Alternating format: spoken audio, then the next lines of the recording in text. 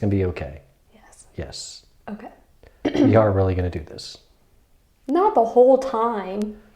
Please. Can't we though? No. Okay. People will think it's cool.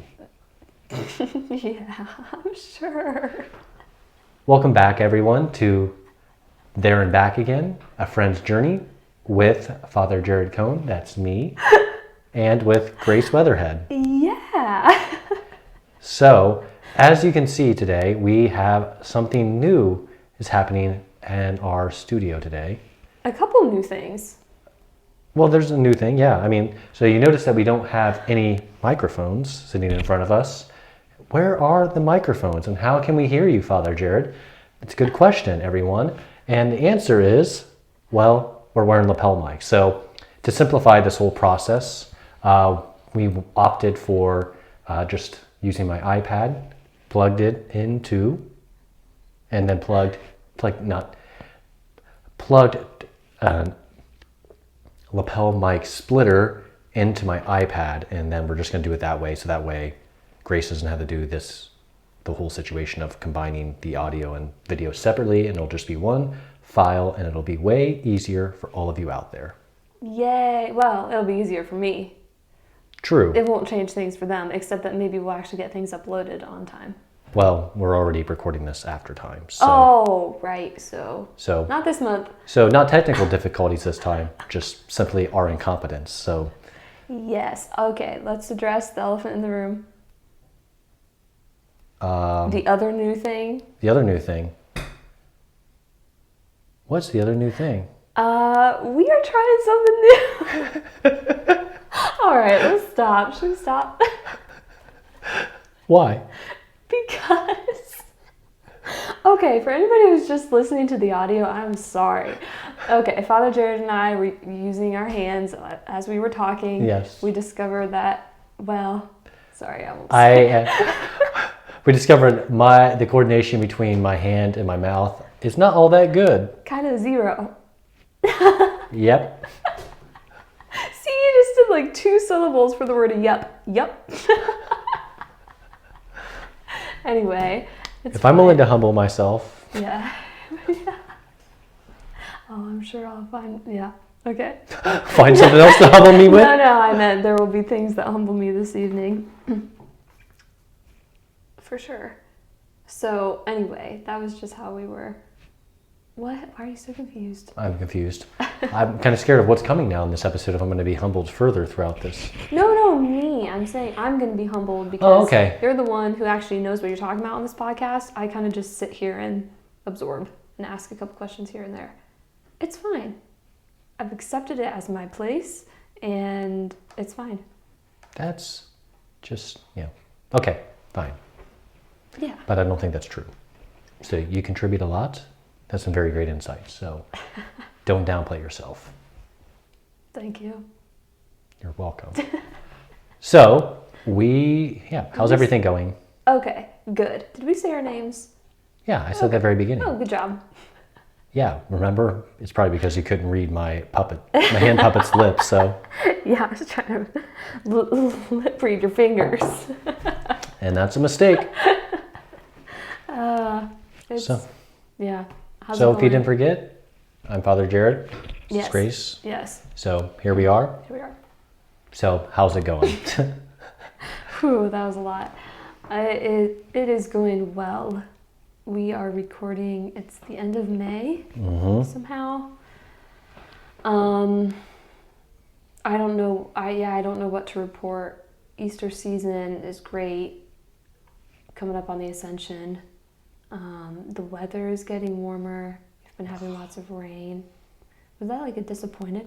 Yeah, because it jumped straight from winter to like summer, and I like my 50, 60 degree temperatures.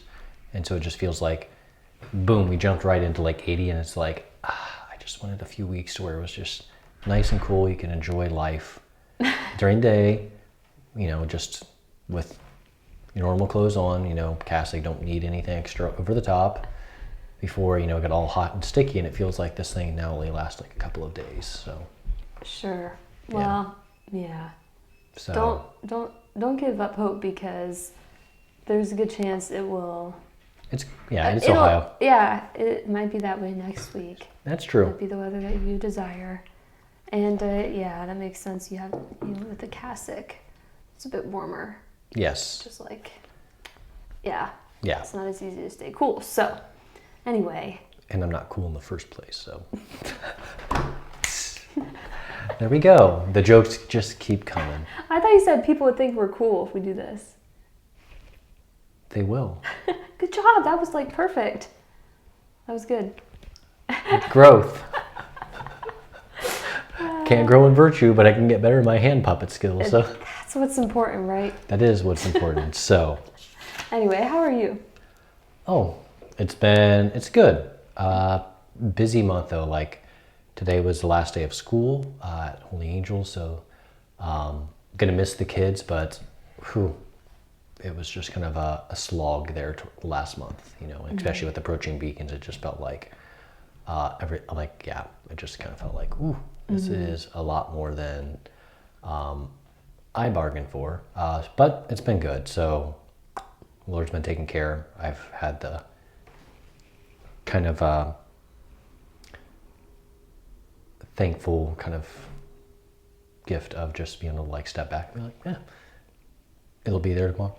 The problem will be there tomorrow, and I can do that tomorrow. So, Yeah. so that's been a good thing to learn. So, moment of humility. So, Yeah. so We're that's lacking it. T-minus 1-ish month until the family becomes Family Parishes becomes live. Goes live. Yeah.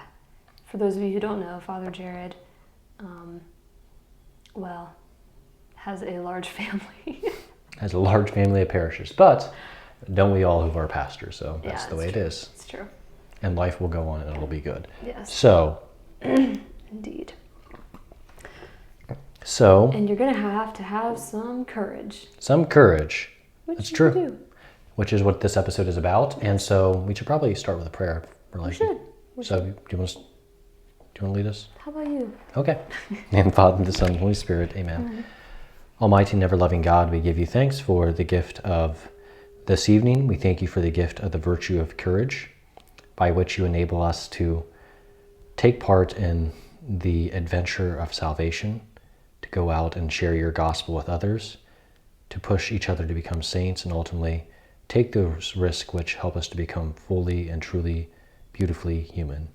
And we just ask that this evening you might send your Holy Spirit upon Grace and I to help us to speak the words that some people may need to hear, to be encouraged, to take courage in their own life, and to be strengthened to pick up their cross and follow our Lord. And we ask this all in your name. Amen. Amen. Father, the Son, and the Holy Spirit. Amen. So, Beautiful prayer. thank you. So, even though it doesn't really have much to do with the topic, but, you know, now I know you haven't read all the books that much, so it's kind of hard to necessarily get all this, but you have read at least The Hobbit, right? Mm-hmm. Okay, so there's a number of details about food in The Hobbit. Food. And then Okay. also, Lembas kind of plays a big role, but like within the world of Middle Earth, like what kind of food do you think you would enjoy the most? All right, you're going to have to give, it's going to have to be multiple choice. Okay, so there's like the Shire, which is kind of like simple, bread, butter, simple roast, so more English cooking. And then you got like the elves who have like the lembas and have like some specialized food of that sort. Dwarves tend to prefer, like Meat. some heartier meals, meat, those kind of things. And then you got and then you've got the, in at least in the books, like the Men of Gondor, like their journey food is like dried fruit and like dried meat. And so like, Oh, interesting. yeah, so that's like, whereas they get lembas from the elves and like honey cakes, which you can keep for a while from Bjorn and like the Hobbit. Oh. And then you also get like cram, which is like this really disgusting, but keeps for a long time. Like cram is what it's called, yeah. But it can keep a man on his feet for many, many weeks on end. So yeah, so there's like different things of that sort. So obviously that one's probably not the ideal, but. Wow. Okay. So, sorry, I interrupted you. You started to say which one would you want? And then which one would you want to eat, or which one would you want to, or which one do you think you'd be most likely to cook? oh, Or maybe say like which one would you want? So how about I'll change the question since this one was a little bit beyond the pale. So, and let's just go with like of all the things you've heard described either in the movies or in the books, like what would you want to be able to make for others, like that you? like I don't remember reading about the food, Okay. but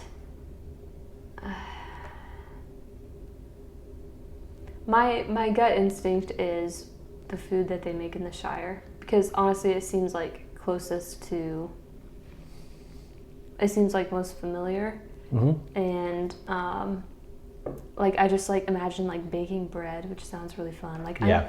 I'm just imagining being in a hobbit hole with like the windows open or whatever, Sure. on a warm day, breeze coming through, baking some bread or some sort of dessert. Actually, yeah, okay, now I'm remembering just like the spread in the Yeah. movies that like Bilbo, the Yes. stock that he has. Yep, a hobbit or Shire food, whatever you want to call it. Yeah. So, yeah. Yeah. Sorry, your mom just texted us a little thing for the episode. Oh, great. I don't have my phone on me. Yep. So there we go. That's on you now. Yep. I'll include it. Good. Yeah. So, what about you? Yeah, I think because my family keeps bees, something about, so like in the books it talks about that Beorn, and then also like eventually after the events of the Hobbit, he like becomes the chieftain of a number of men, the Beornings, and like they're great beekeepers. So they're kind of they become very renowned for like their honey cakes. So I think that would be like a great thing to be able to like, yeah. Have you ever tried making a honey cake? I don't really know what that is. So I mean, like you can make obviously cakes. You can substitute sugar for honey, and you actually use less honey than you would sugar because honey is sweeter than sugar. So no, but it is. Yeah, you should just try that. Like, just look up honey cake. That's true. Can do that. So maybe we'll try it at some point. So, but I think that would be it. What? We just had an idea that maybe for our next recording we could be eating a honey cake. And eating honey cake. Okay. Well, maybe we'll go into that. So. Huh. So Beorn, you say Beorn, whatever his name is. What is he technically? What's his like? He's a man, so he dies, but he's a skin changer. So he was like a man, Mortal. like Boromir, just like a man. Well, I mean, so not like Boromir, even though he in the books it says that he is rather tall. So yeah, I think like Bilbo says something along the lines like he could walk in between his legs. So like, is how tall he says he is. Okay. And Bilbo's probably like about 3.5, 4 feet tall in the books. Oh. So fairly tall, but that's probably also an exaggeration because one thing that's different between like Bilbo and Frodo is that Bilbo seems to exaggerate a number of details. Yes. So, but still nonetheless, probably just to indicate that he was a monster of a man, like not like in a monster, but just like very, very big. So, but he's a skin changer of some sort. And it's kind of one of those things that Tolkien, which is one of the beautiful things about The Lord of the Rings, is that like people would ask him like, well, what about this? And he'd be like, I don't know. Or like, you created it. And he's like, okay. like he wanted to leave mystery in the midst of his world. He didn't want to explain every little detail, like this is what happened. So basically he was always comfortable with like letting the mystery kind of sit in there. And because people would be like, well, like, you know, what did so-and-so do before like Lord of the Rings? And he's like, don't know. You know, like he would kind of let that up to them. And there was like these, so there was always details like that people would write him and ask, and he'd be like, yeah. Sometimes we would give them details, but other times he'd be like, no. Yeah. The mystery. The mystery. So he was comfortable with the mystery, even of his own creation. So, which is kind of cool. That is cool. Yeah. So, yeah. Okay. And Beorn is actually a great example of courage, even. So. Yes. Yes. Explain his character. So explain it. So Beorn, however you pronounce it. So I grew up. I think it is pronounced Beorn in the movies, but I grew up reading the book before the movies ever came out, so in my head it was always Bjorn. So it's hard to break myself of that habit. But yeah, so his skin changer is what they call. So like at night he turns into a bear. It seems that will he can turn into a bear, because then at the battle of the Five Armies, he shows up and kind of like carries Thorin Oakenshield off of the battlefield, and it says that after he does so, like it seems like the size of the bear actually increases by the amount of rage that he has, like the amount of anger, like so he's very large, but then it says whenever he comes back after carrying Thorin off the battlefield is even bigger, and so he just like proceeds to just destroy, and even goes all the way to like the Bolg chieftain, or like Bolg the chieftain of the goblin army that's attacking the Lonely Mountain. But just like his example of courage is that he doesn't even really like dwarves. Like it's very clear in the book that he doesn't like dwarves, but he yet is like willing to help out Thorin, and even willing to like literally go to battle for them. And so it kind of is a testament to his willingness to that, even like what he sees as a little bit of good in somebody, he's willing to defend. And so I think, yeah, his character is an example of perhaps like just a very straightforward, like just going to do it. Right. Yeah. So, and then he becomes the chieftain of a people who then like allow for like safe passage between like the Lonely Mountain and Rivendell. So, yep. Interesting. Yes. Okay. There are many examples of courage Yes, there is. in the books and movies. Yes. How do you want to go about this? Do you want to talk about like some of your favorite moments or characters? How about you start and you kind of pick what do you want? Like you pick either a moment or your favorite character, or just like kind of go into that. Okay. Well, I guess I'll start here. So I think it was Mom. Shout out. Hi, Mom. You're coming up a lot today. But so like in kind of like trying to prepare for this episode, I was talking about how it's about courage, and Mom was like, so who do you think is the most courageous character? And like I kind of paused for a bit, and because like it's hard to choose. Sure. Right? Like yeah. Many of the good characters have some measure of courage in them. And like I kind of wanted to say like Sam, Frodo, but then I settled with Faramir, and I think because you've kind of like what do I want to say, shed light on his character for me. Yeah. But like just realizing how he was willing, there's the courage of like being willing to put your life on the line, like physically, like I'm gonna die. But then there's the courage of putting your reputation on the line, which is kind of like which is huge. And so in a moment where he could have done something that would have finally won his father's love, which is something he longed for, he did not do that because he knew it'd be the wrong thing. Yeah. And so I think that is an enormous act of courage. Yeah. Because you just think of how many years, presumably his whole life. I don't know if there was ever a time when his father did treat him right. Do you know? So it kind of says in the books that essentially, so Boromir was the eldest, and so he was kind of considered to be the ideal, because Boromir loved glory, he loved strength of arms, he loved being the champion. And Faramir did become like, it was like, I guess was from the very beginning just like took on this kind of spirit of, like it says that Boromir loved, basically sport, he loved being a champion, he loved battle, and the only stories he loved to learn about were like great battles, whereas Faramir was a great learner of lore, it says. So he was kind of like he was a student. And it says even like from the very beginning, like his father always seemed to love Boromir more, but it seemed to like grow in that his father, so obviously Denethor, mistrust Gandalf, and Faramir became kind of like anytime Gandalf would come to Minas Tirith, they would cross paths, he would always kind of consult with him and obtain and kind of sit and receive the wisdom that Gandalf had to impart to him. And so Denethor did? no, Faramir. Oh, gotcha. Sorry. Denethor did. So Okay. yeah, Okay. Denethor did not like that. yes. Gotcha.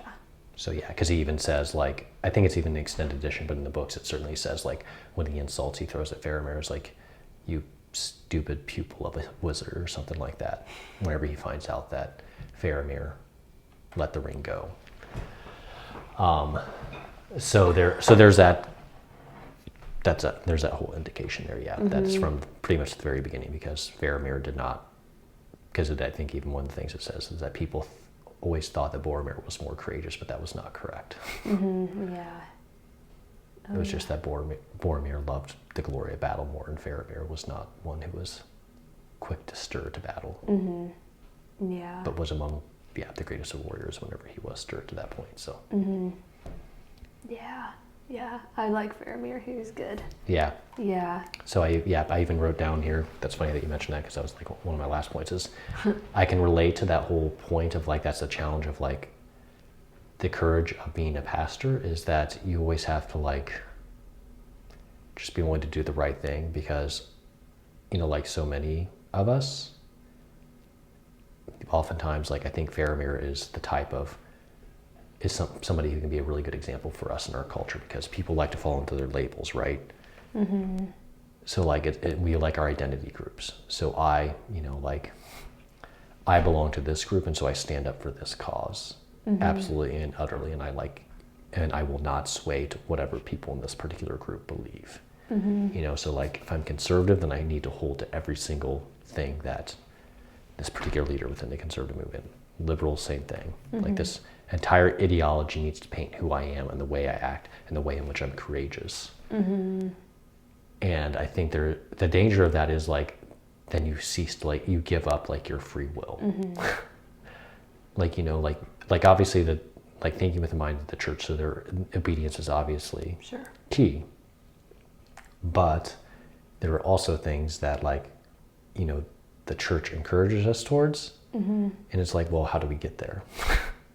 And so I think, and also accepting that you're human. So it's like, I can do something that really upsets one side. And that really hurts because I want everyone to be part. And then I can do something that then upsets the other side. And then you kind of end up becoming and then you can't be pigeonholed. And even though you'll still be pigeonholed by both groups as this or that, it's like, you don't actually belong in either one. And Faramir, certainly wasn't a pacifist. Right.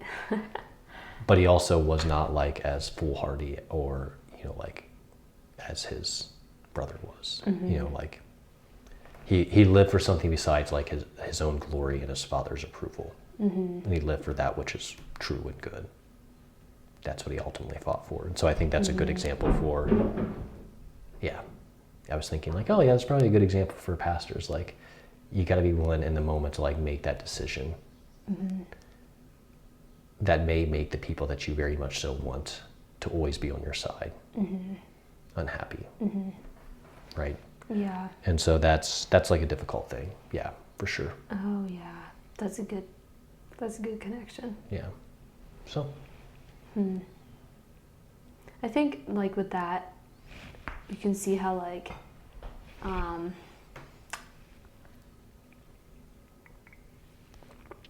what do I want to say? Pursuit, trying to be courageous really does simplify things, because I think sometimes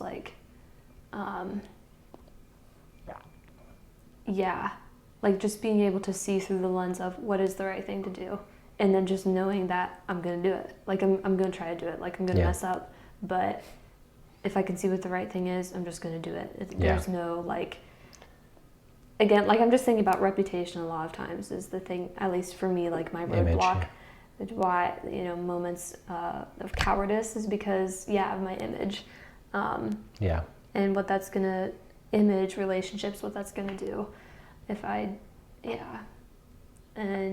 But at the end of the day, all those things just complicate things. Yeah. For sure. So, yeah. Yeah.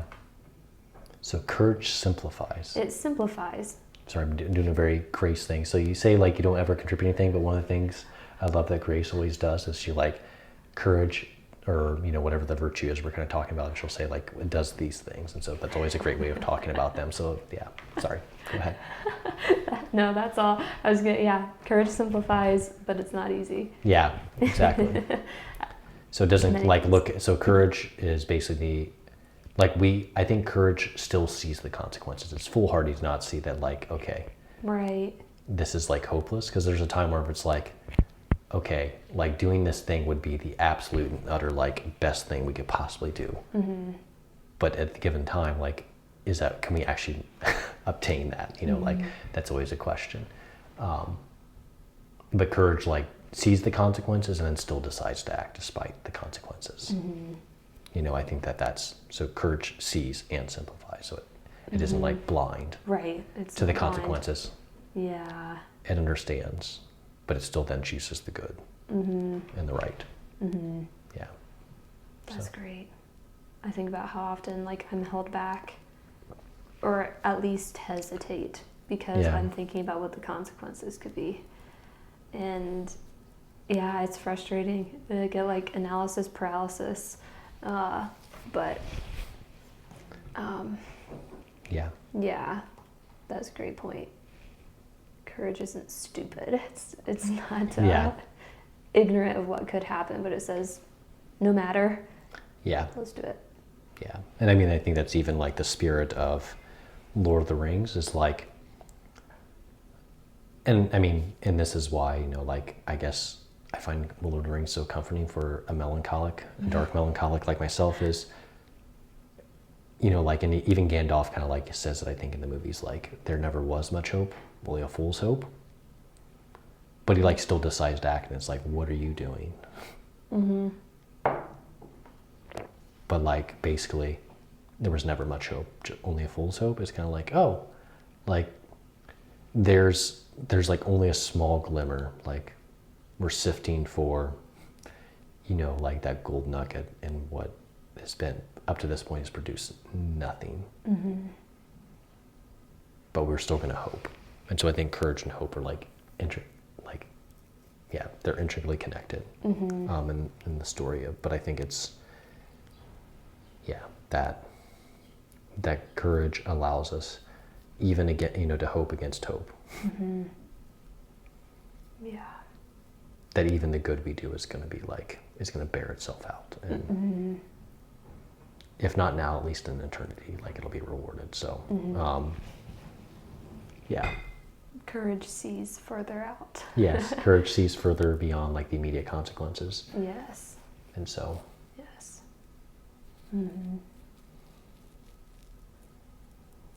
yeah, Yeah. because I think, and it's like usually just gathering like little,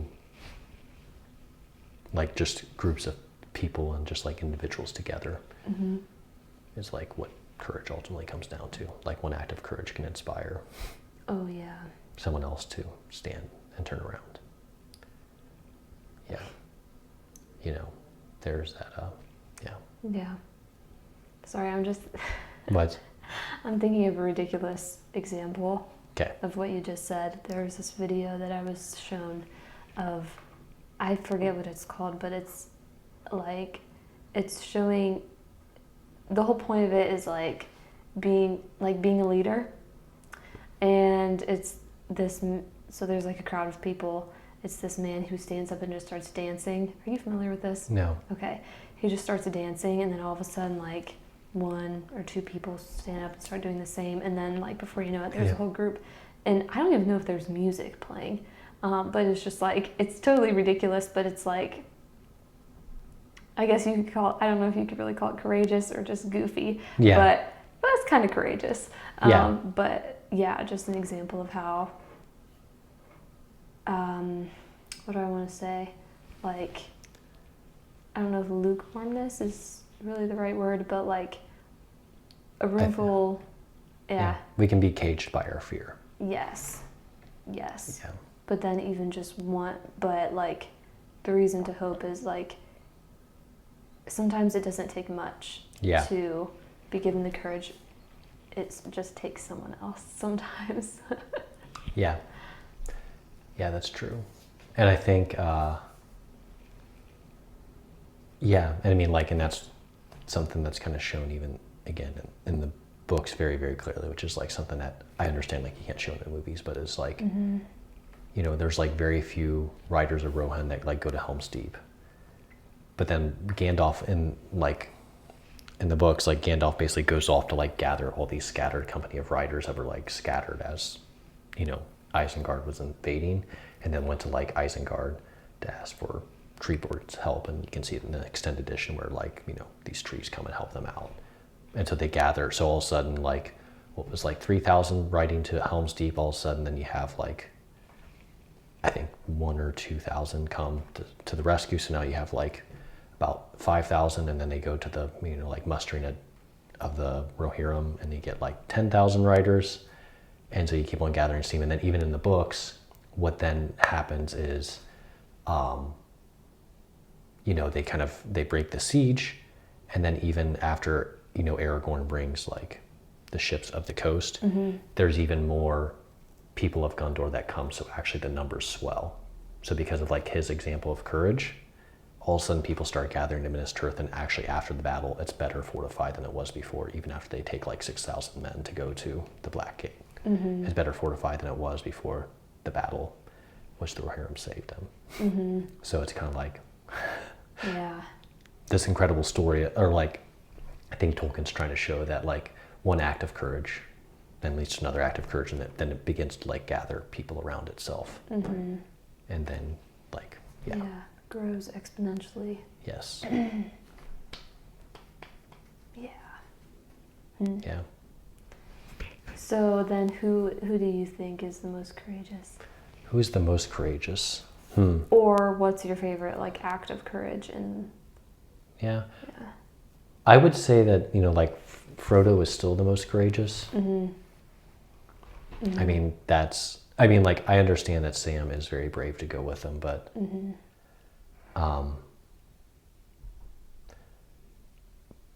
yeah, it's just like this whole thing of one having the courage to like take this upon himself in the first place. right. You know, and actually one of my favorite kind of like scenes in the book is that it's not like this accidental meeting that brings Merry and Pippin to them. You know, like it actually kind of the movie where how Sam gets drawn into it is actually kind of true. But like Merry and Pippin basically like began to like discern as like figure out like, oh, Frodo's leaving, because they're like a little bit closer in, you know, in the book than it's indicated at the beginning of the story. And so like, and so they're like, so whenever he begins to like leave, it's like, oh, we're coming with you. And he's like, what? And they're like, we knew something was up and we made Sam tell us what was going on. And so, yeah, we're coming with you. And so it's actually like an active choice on their part that they're actually planning for this. And then there's even this extra character, Fatty Bulger, who stays behind to act like Frodo. So that way they think there's like a silhouette, somebody's living there at this house to like act as a decoy. And then he even like courageously like stays at the house and the ring race actually come. And he like has to run for his life, and he's able to like sound the horn of Buckland, and all of Buckland's like called to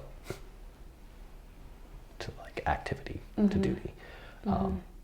So there's like this indication, but Frodo's just like example of courage is one that's like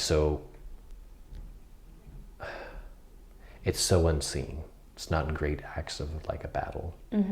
Oh, yeah. You know, like, so I think he's the most courageous because it's not shown in some sort of glorification of battle or any deeds that are sung. He just like every moment had to fight the temptation of the ring. And there's even like this, in the books, like as he and Sam are walking towards Mount Doom, like Sam notices a few times that like, he will notice that like Frodo's hand begins to like creep towards the ring around his neck, and then he says like, and then it says like, and then his master would re-exert itself, and he would like withdraw, And so like this entire thing takes place again and again and again. And even says like after the food runs out, it seems as though like Frodo's strength doubled as they're approaching Mount Doom. And so I think Frodo is the most, because it's like most interior and it's hard to even describe. Yeah. Oh, yeah. But then it like doesn't seek any glory for itself. Like they get back to the Shire, and then basically all the hobbits begin to hold Merry and Pippin in high esteem because they had great deeds in battle. Yeah. And like Sam doesn't realize it, but they also hold Sam in high esteem too. But then Frodo's like kind of forgotten, and he doesn't really care. And so like, so just like that, his courage is also humble, Yes. utterly. And so he's content to just simply have his part, and even content that in a way he didn't have the courage, or not, he was unable to complete his mission, but yet it was completed. And that was enough. Yeah. Wow. So yeah. So in my opinion, because I think Frodo is great. Oh, yeah. You know, there's this great strength of will in him. And obviously Sam is also brave. Samwise the Brave. Samwise the Brave. And I think that's even what it is that Frodo tries to inspire courage. Yeah. And I think that's even what Gandalf does. That's what the greatest characters, you know, like 3 big characters in the books, really. You know, like Frodo, Gandalf, and Aragorn. Because even Aragorn's courage is humble. So before he was found, so sorry, nerding out right now. That's what this podcast is all about. Yeah, nerding out right now. But Aragorn was actually... Sorry, that would be a funny name for the podcast, Nerding Out Right Now. Nerding out right now. Maybe we can rename it. But Aragorn even like has his own example of like a courage like that, that's humble, is that he actually disguises himself and goes to Gondor and leads like some soldiers of Gondor to destroy kind of like a stronghold of evil men who are in line with Sauron. Oh, The man. coursers of Umbar, so like the same people that he would later, like the ships that come up the coast, those are those people. And so basically he goes and destroys their stronghold, so they were actually greatly weakened, and so they could have had a much larger force. And like all the men love him, but then he like leaves, and that's where he like kind of travels the rest of Middle Earth, like the south and the east of Middle Earth, and that's where he kind of leaves, to the dismay of his men. But he never reveals himself to be the The king. valiant. Yeah, the king. So he the just like king. simply like, wherever he has this great victory and they're like to carry him off, not to make him king, but to make him a great captain, he like slips off and it goes to like, yeah. So just like the example of humble courage, that he did what he needed to do, which was destroy that stronghold, so that way, Yeah. you know, like the future would be better, or that they had a better shot in the future. And then he like just leaves. It's like, okay, bye. Yeah, bye. So it's just like this. So it's beautiful. So yeah. That is beautiful. Yeah. And even, yeah. What? Yeah. So there's a number of things like that. Go ahead. No, I didn't have anything. I thought you were going to say something.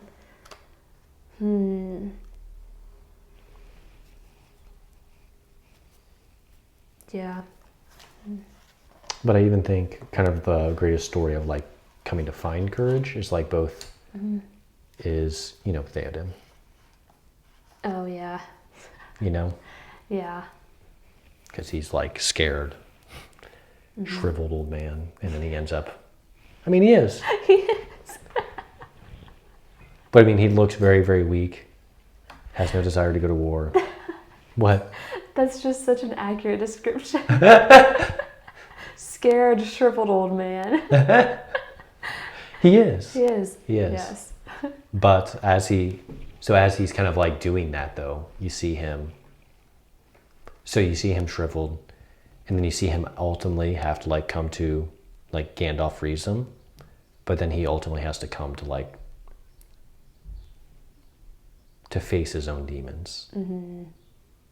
You know, because I think, and this is like, I think again a theme that you see within Lord of the Rings is like part of our courage is also overcoming our past. Like looking past what we've done before and having the courage to hope that it can be different in the future. Because part of what he struggles with is like that because of his kind of like the spell that he was under and because of his weakness previously, his son Theodred is killed. So the reason why, you know, like, you know, they try, so yeah, so basically like he struggles with that fact. That because of his inaction, now Rohan is like in this terrible position. And he's failed in his courage, and so he's like tempted to despair. Yep. But then he ultimately finds the strength to like to keep moving forward. And yeah, so just like becomes this great character, and then after he's dies at the Battle of Pelennor Fields, and like he has a line that like, I go now to the halls of my father, before whom I shall not be ashamed. Yeah. Like, which is like a great line. Like at that moment, he realized that he had dead when he was able to do so. Yeah. Yeah. It was kind of like Aragorn too. Like he had to have courage to get past his past, which is actually Isildur. How do you say his name? Isildur. You got it. Okay. It's good enough. It's good enough. I think I threw an extra letter in there, but yeah, and just, yeah, you're right. Courage is hopeful. Yeah. You know, being able to move past what has previously taken place to say there is a chance that some good could come of this. Yeah. And so I'm just going to do what lies ahead of me. Yeah. Yeah. Yeah. Yeah, because Aragorn was so, like, yeah, he was... I would say he was terrified, you know, of the same thing happening to him that happened to his ancestor, and that he would be overtaken by the evil of the ring, and actually, as it turns out, like, he would not have to touch the ring. Yeah. Right? Did Yes. he ever have to touch the ring? No. Okay, good. No one except for Sam. So no one else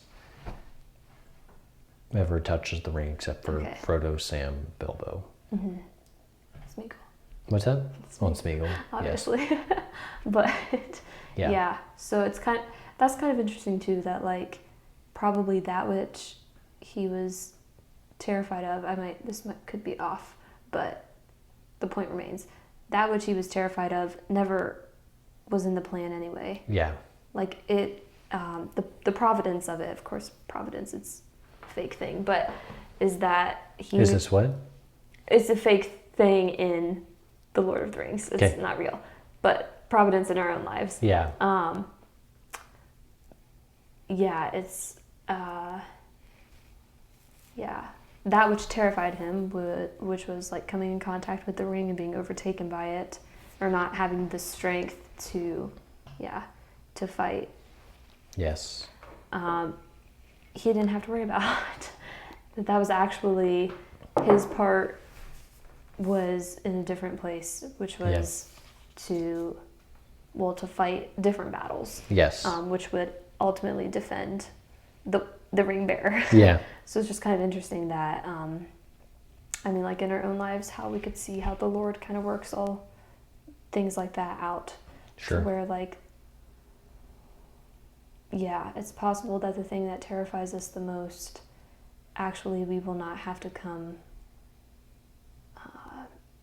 it won't look the way that it does in our minds. Sure. Probably. And that it will still be a battle, but it will look different and we'll be given what we need. Sure. Yeah. Mm-hmm.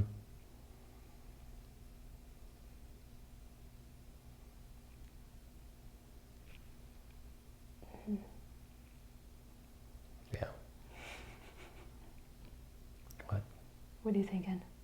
Oh, I was just thinking of like all the different things I could say about like courage, encouragement, and all that stuff. But yeah, but I think that I guess one of the things which I think we've been heading on this already, so maybe we're just beating a dead horse at this point. But oh well, but is like that courage encourages, so it basically like inspires, but also its goal is to help like lift others up, because it's like kind of fascinating that it says, like it says in the midst of like the battle of Minas Tirith in the book that like everywhere Gandalf went, everybody's spirits were lifted. Like he would go, so basically like he's not even really swinging a sword all that much in the book, to be honest. Like he's mostly like going place to place and being like, hey, like he's just like a coach. He's just Hanging like out. running, he's just like a coach, like up and down the sideline, like hey, keep going, like so like he's just like everywhere he goes, he just like continues to like their hearts. It says their hearts would be warmed by hope and courage, like everywhere that Gandalf went. Mm-hmm. Yeah. Sorry, that's another nerd out thing. So. So what? Sorry, there's another nerd out thing I realized. Well, Just go for realized. So I know that. So like how there's 3 elven rings of power. Gandalf actually wore one of the 3 elven rings of power. Is that supposed to surprise me? I don't know who wore one. Yeah. Well, I don't know if you knew that or not. Like I can't remember if that's revealed in the movies or not. No. But it's the interesting thing is that like the elf that's in charge of like the Grey Havens, Círdan, he's the one who originally had the ring. But whenever Gandalf comes across the sea, to basically aid the people of Middle Earth in their battle against Sauron, Círdan like sees him and he's like, I give you this ring of power, which is, he says it's the ring. It's like, I don't know what the other 2 rings, I assume they might be like earth, water, and fire might be what they are, but he says, I have the ring of fire, and everywhere I give it now to you, so that everywhere you go, you may stir in men's hearts the fire of hope. Oh. So sorry, I just realized that as I was saying, like he warmed hearts. It's like, oh, Makes it's sense. interesting that that he actually wielded one of the rings of power against the Lord of all the Rings. Mm-hmm. Sorry, that was just fascinating to me. Yeah, that is. Huh. Warm it with fire. Yes. Fire of hope. Fire of hope. So yeah, sorry, that was just something that just That's came to great. mind. Yeah. But yeah, which character do you think, or like what's another scene that you? Oh, let's see.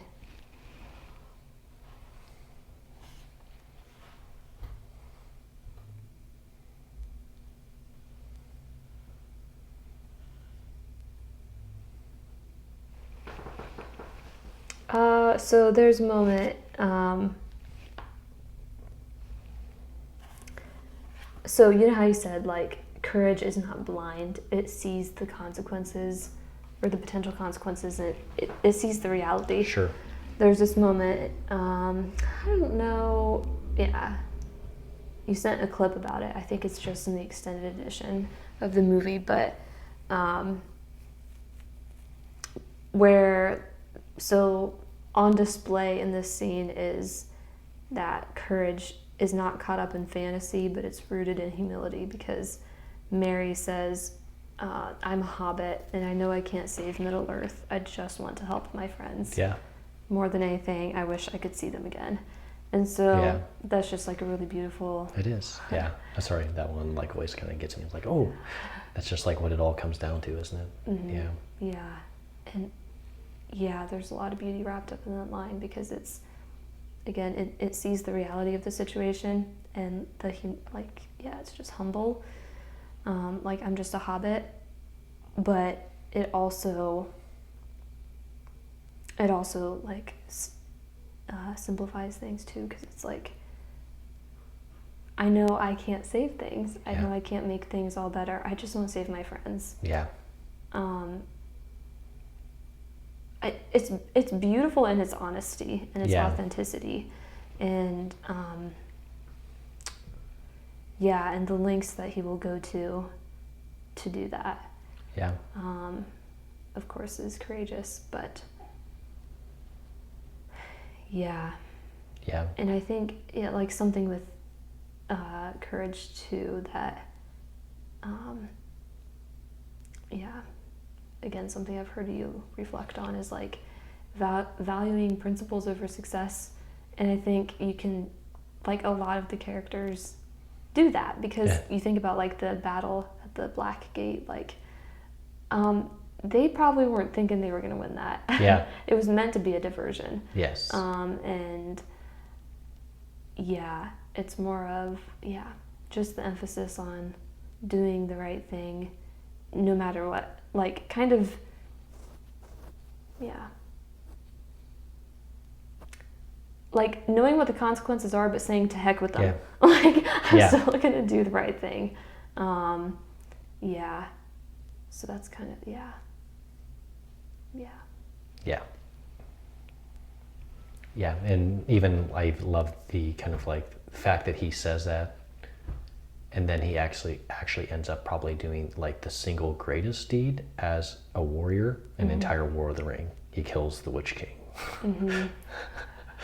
You know, he and Eowyn together, obviously, but it's still like he takes part in maybe the greatest act of battle Right. in the books. Yeah. So like, while he and Eowyn are like looked down upon, they actually become the ones who do the single greatest act. Courage seeks out the humble heart. Yeah. Yeah. Yeah. So there's, yeah. Even facing that into like that, because that's like the Witch King always inspired great fear, like wherever he approached, right? So I think also facing ourselves interior, like, is the most difficult thing. Like, of course, facing down a sword or whatever, obviously is probably terrifying, but even like mastering ourselves enough to like have the courage to step into that situation in the first place is like, you know, as the old saying goes, like half the battle. Yeah. You know, and I think that's also an important lesson from Lord of the Rings is like, by simply taking a step out of their doors, like they've already won basic kind of half the battle, like, Yeah. against themselves, because we love our security, you know, like to not have to put ourselves out there, you know, as a leader, it's like you love to be able to give people what they want because then they don't get mad at you. You know, as, you know, a friend, it's easy to just kind of like stay in the same old form that you always have and to not reveal anything new. You know, as a mother or father, it's easy to just like let your kids have what they want. You know, and so there's like always that interior battle of like, okay, I've actually got to take this step and like say no to someone or say yes to something in order to better me or to better the situation. And like making the decision to actually take those steps is like the hardest thing. Yeah. Right? Yeah. Sometimes it's those smaller, unseen acts of courage that really, really provide the foundation for being able to, be courageous in larger things. Like I was even thinking about,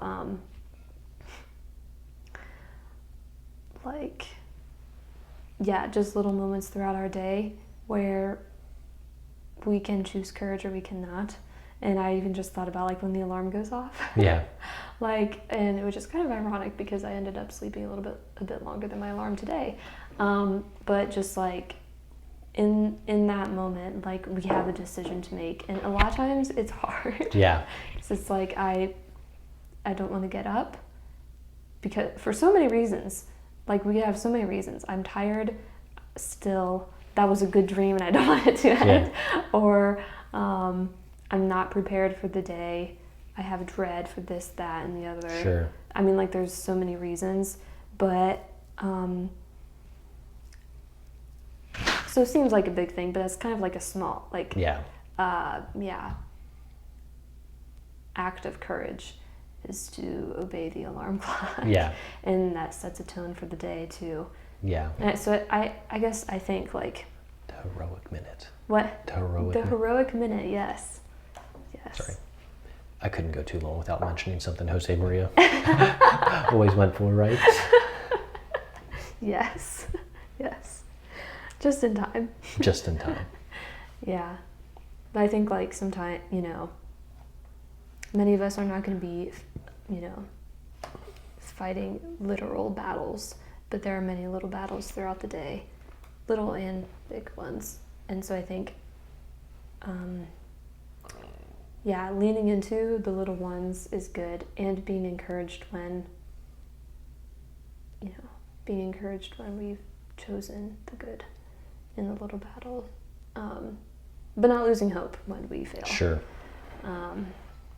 But not in a prideful way, but really try to, if you're struggling with courage, really try to say, okay, what were moments in my day where I did choose courage? And it might look small and minuscule, but take a moment to celebrate that. Yeah. And thank the Lord that he gave you that grace. Because that is a step in the right direction, probably a bigger step than you'll know. Yeah. And I even think whether it's if you're someone like me who, can at times struggle to keep on top of everything at your, on your plate, I think even the growing stack of papers, on your desk, or the ever growing inbox, now of emails you have in your inbox, it's easier not to look at it because it seems so overwhelming. Whenever you open it, oh my gosh, that is so much to deal with.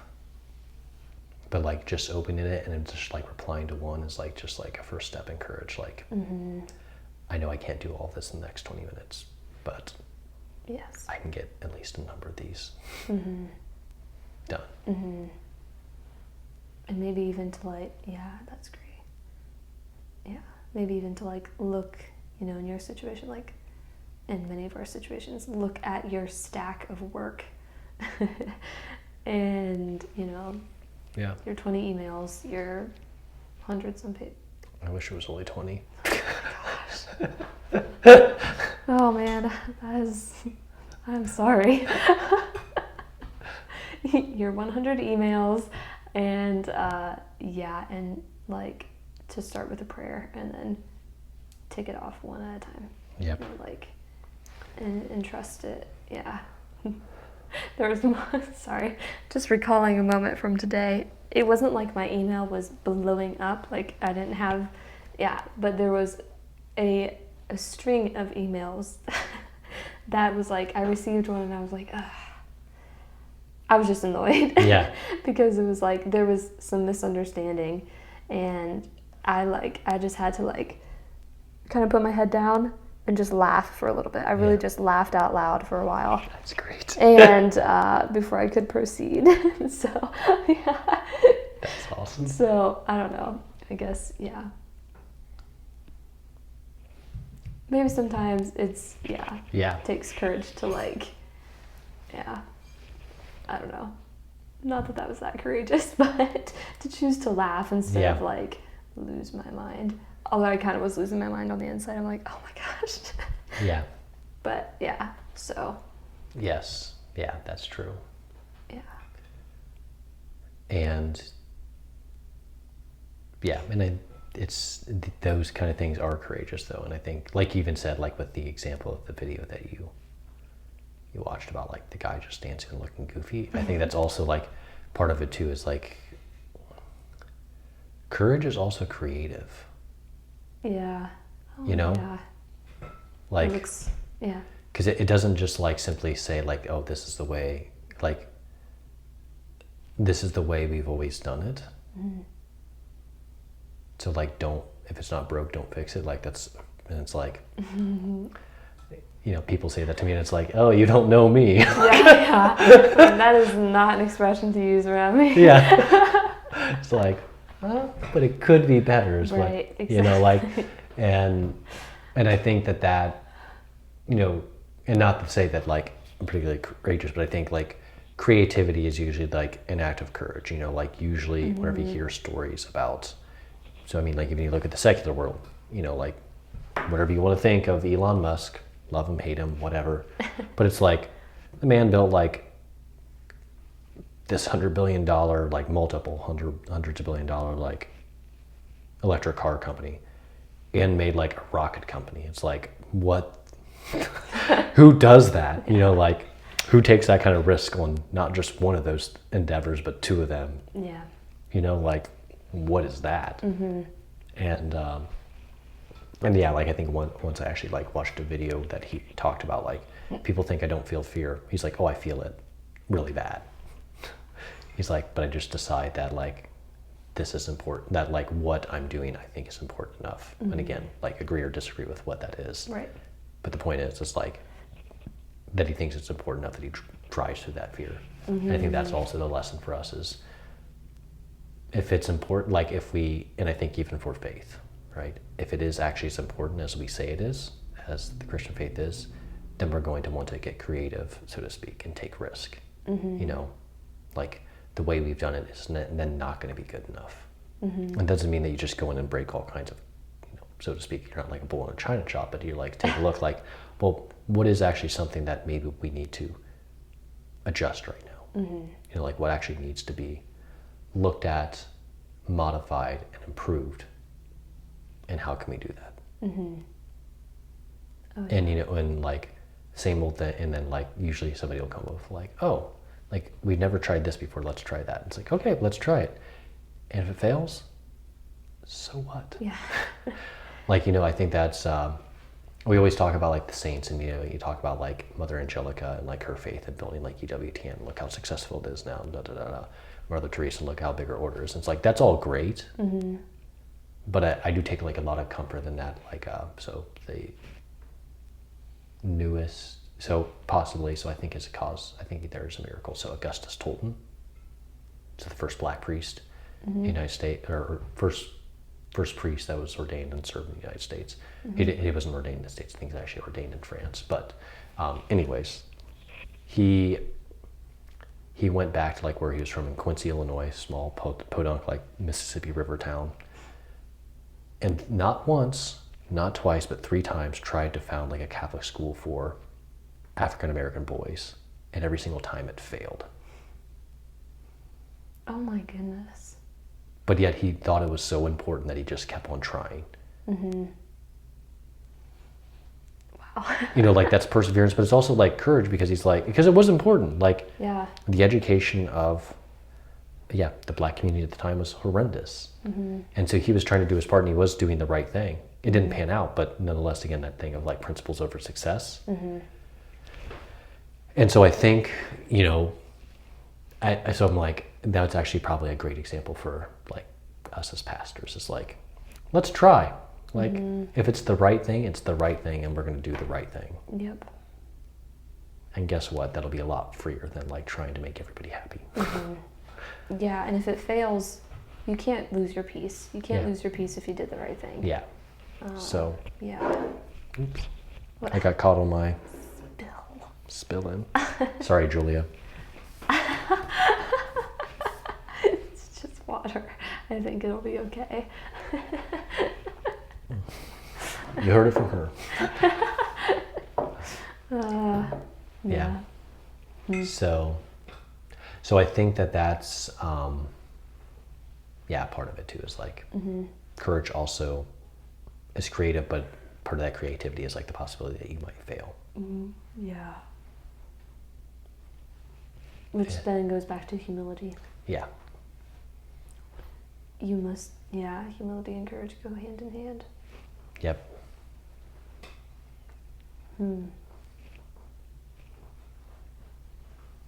What else, Padre?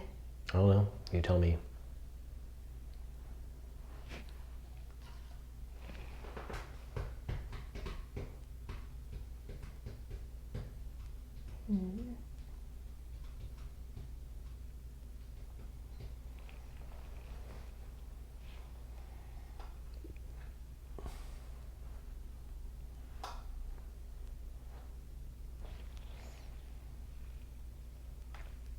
I don't know. Sorry. Can you pick something?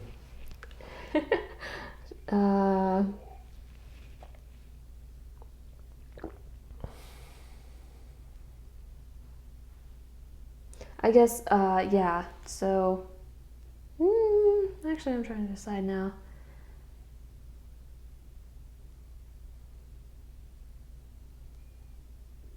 Yeah. So, just kind of a point that you made, is that sometimes yeah, acts of mercy are more courageous than, well, yeah, of course they are, but sometimes an act of revenge looks really courageous. Like, wow, you see that? Like, powerful. He stood up like, for himself. yeah, he Yeah. stood up for himself. He showed him. That was so courageous. But actually, like, you know, in thinking about how Bilbo spared Smeagol, that act of mercy was more courageous than anything, because you know what, like, he probably was like, I'm going to be hunted the rest of my life by this creature, but instead, but I'm gonna, yeah, Spare him. Anyway. I'm gonna spare him. And because he looked, at least in the movie, I don't remember how it goes in the book, I think it's similar, but like, you know, just that scene where he's like looking him in the eyes and he has his Sting. Was it named Sting yet at that point? No. No. But he has his sword, and like, I think it can look weak, honestly. Like, if you're watching it and you're like, he was just too weak, like his heart is too soft. Yeah. But actually, a soft heart is actually a courageous heart. Yeah. Yeah, so I guess, yeah, because you can look at that and think, well, he just, yeah. Like, yeah, like he just pitied him, and instead of, he couldn't do it, he couldn't kill him. But there's actually a beauty in that, and, yeah.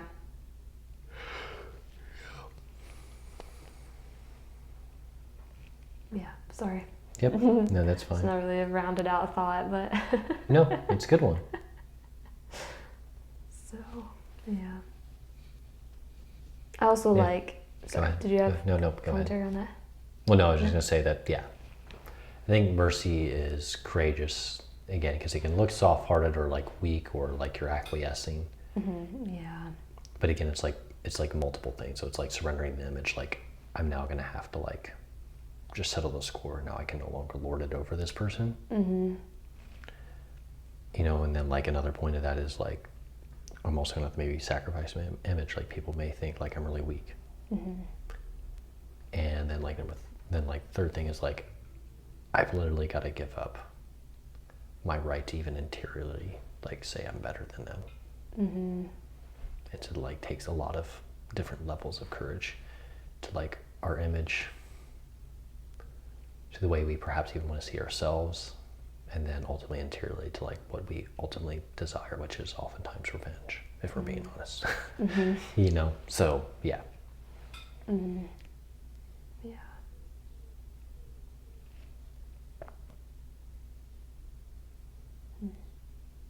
Yeah.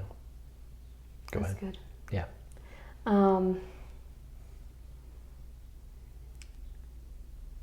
Yeah, kind of, yeah. Just was thinking about Mary and Eowyn, and another shout out to Mom,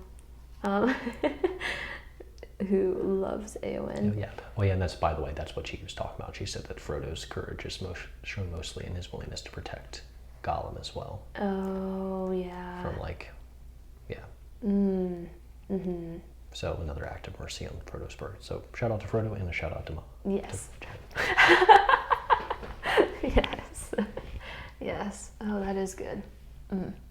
I do love that Frodo protects him. Okay. Yeah. I do love that a lot. But, yeah, just like courage. Again, this just goes back to probably being a dead horse again. Sure. 2 dead horses. Actually, I don't remember if it was the same point, so it could be the same one. But just that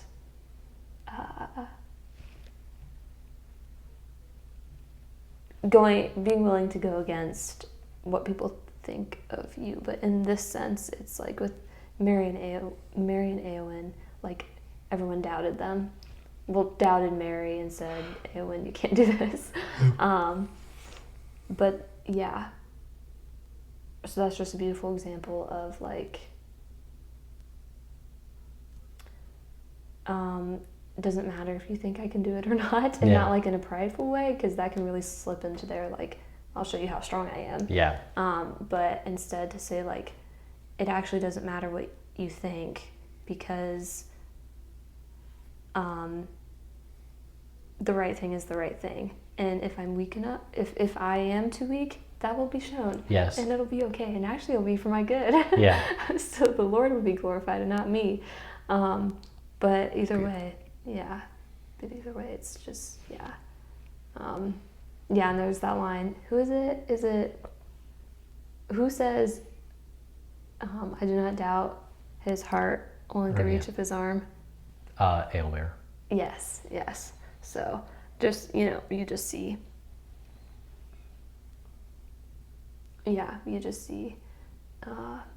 people doubting their abilities, but choose to do the right thing anyway. Yeah, So, that's great. yeah. Yeah, that's beautiful. Hmm. That's good. And while like courage is ultimately can like be one to stand alone, it also, particularly I'm thinking of like Legolas and Gimli's, like Gimli, like as it's shown in the movies, like he doesn't want to go into the path of death, and he only goes because of basically his friendship with Legolas. And even further, like after the ring's destroyed, he and Gimli go to Fanghorn together, and Gimli submits to going even though he's terrified of it because of like his friendship. So like friendship can drag us along the paths of courage. Like because of our friendship with somebody, we'll be willing to walk with them there. Like we may not want to go, like I guess in a first world, like a first world country, like we don't have that same sort of thing of like, but I guess in first world situations it can be like the courage to go there with a friend, wherever that place is, whatever their dark place is, and go with them there. And if they're willing to go there, then we also like are perhaps willing to then expose that part of ourselves as well. Yeah, and obviously that's also the case of the Lord. Or even if it's like, like if they can start talking about their faith, or they can start, like denying themselves this small comfort, maybe why could I not do the same? And yeah, again, that whole thing of example, Oh yeah. which can inspire. So Courage encourages. yes. Yeah, that's so true. Huh, that's kind of fascinating. Fear tends to like be contagious, and courage is also contagious. Yeah. Yeah, that's true. So like the two opposite ends of the spectrum Yeah. do the same thing. Huh. Indifference is also probably contagious, as our society seems to indicate. So What? I said indifference also seems to be contagious as a indifference. society. Oh yeah. Oh yeah. Yeah. Oh yeah. So nice. That's true. What else do you have? I think that was most of my stuff. What do you have? Do you have another scene? I don't think Come on, go. You got something on there. You have a lot written down. I do, but I think a lot of it has been, so this is all just like my journaling. This is Lord of the Rings stuff. Actually, these are quotes from The Imitation of Christ. A great book, by the way. Yeah. So shout out. Who's the author again? Thomas à Kempis. Yes, thank you. Just shout out to that book.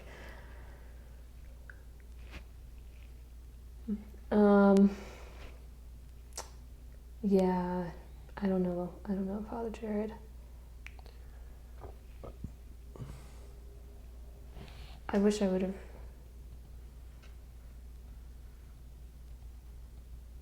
Oh, I guess this was just like, this is obvious, but in regards to like thinking about Faramir, and really anytime courage is involved, like courage is very much connected to sacrifice too. Yeah. So it's just interesting how like all these like different virtues are kind of they're intertwined and they work together and they encourage each other, cultivate. Yeah. Yeah. What? Oh, I was like, well, this is like a very rar thought. Rar. Rar thought. Very raw thought, but I wonder if courage is kind of like the vehicle for a lot of other virtues. Ooh, I like that. That sounds right. It sounds right, but is it right? I don't know. I don't know. Tune in next time. Yeah, or find out yourself. Yeah. Yeah. See where courage gets you. Yeah. So, I mean, it seems like courage leads you to the willingness to like sacrifice. So we mentioned that, like the courage to encourage, to like bring other people along, to kind of like stand out, and then, to like live in the truth. So obviously, acting with prudence and right knowledge is obviously, those are virtues in themselves. And yeah. And then to like love, which is ultimately the sacrifice again, in order to love, and in order to hope. And in order for one to truly hope, one needs to act in hope. In order to act in hope, one needs to act courageously. So I'm wondering if courage is like, the vehicle for many, many other virtues. You need courage to be patient too. Yeah. Like you facing your blowing up inbox, like Yeah. in order to be patient with all of those inquiries, whatever it was, situations, you had to have the courage to face it first. Yeah. And probably pause for a minute. And as you said, like one at a time. Yeah. I think that's true. I mean, I have no authority, but I think what you said is true. Yeah. So who knows? Courage is a vehicle to many other virtues, is that what you said? Yes. Yeah. Or a vehicle for many other virtues. So it kind of like carries many virtues to their end. Okay, yeah. A vehicle for many. Yeah. Oh, yeah. Teaches you a lot about love. Yeah. Courage does. Beau show. All you have to do is look to the Lord and his passion to see that. Yeah. Especially in the garden. Oh, yeah. Yeah. I don't think that. I think that's a good place to stop. Unless you have something else. Nope. Okay. Do you have a suggestion for us? Okay, so, sure. I've got something. It's, not great, but, so as we're talking about courage, something that I've been thinking about for a while and have kind of talked about in, my other podcast that I do with my my friend. Anyway, we've talked about it on there before, but like in regards to prayer, we've just like have talked about the importance of being honest with the Lord. Yeah. And I know you've talked to me about that as well, and it's just something that's just really been stirring in my heart, I guess, and I just keep on coming back to. And I think right alongside courage is honesty. Yeah. And because it really does take a lot of courage to be honest with ourselves, Yes. with the Lord, and with others. And I guess like one thing I think is, I guess my suggestion is, in whatever area of your life that, I don't know, ideally every area, but maybe just focus on one area of your life where you need to be honest with the Lord. You know, maybe a certain place where you're hurting, a certain place where you you need to be on your knees begging him for some grace that you recognize that you're lacking, or whatever, a work situation, a family relationship, whatever. But to have the courage to expose that to him, because I think in doing so, we expose it to ourselves. Yeah. We have to admit to ourselves that, that something's not right. And there's a lot of things that aren't right in our hearts, but Sure. just to have the courage to be honest with him and like, yeah, in an action. Yeah. Kind of just like take your heart and put it on the altar. And For sure. yeah. I had another thought with that, but I'm not sure where it went. I guess like that can, take it one step at a time, but that can open up doors to be courageous in other areas of your life. To humble yourself in that way. Basically, find a way to be honest with the Lord. And see what he does with that. Maybe he'll ask you to, who knows, share it with a trusted friend or whatever other things it could be. That's the only example that's coming to mind. But sure. Be courageous in your prayer. You're not going to scandalize him. I mean, like, he already knows. Sure. He already knows what's there, so you may as well speak plainly. I think sometimes I try to, like, flower up. Does that make any sense? I mean, you know what I mean. But, like, make, add fluff. Yeah. Or just kind of, like, because that's, Anyway, sorry, going on a tangent, but You sure? that's how I can talk to myself so as to downplay some of the struggles. Just give it to him. Yeah. Awesome. Yeah. So being honest with the Lord. Be honest with the Lord. You heard it from Grace? Start doing it. It is good advice. And you heard it from him. He has more authority, so. Okay. Well, technically, yeah. Technically, yes, that's true. I will accept that. Okay. Nice. Well, do you want to close this in prayer then? Sure. Yeah, do that. In the name of the Father, the Son, and Holy Spirit, amen. Heavenly Father, thank you for this time and this opportunity to reflect on courage and the beautiful ways that we see it in The Lord of the Rings, and that we see it perhaps in our own lives and the lives of those we love. We ask you for this grace of courage to do whatever you have for us.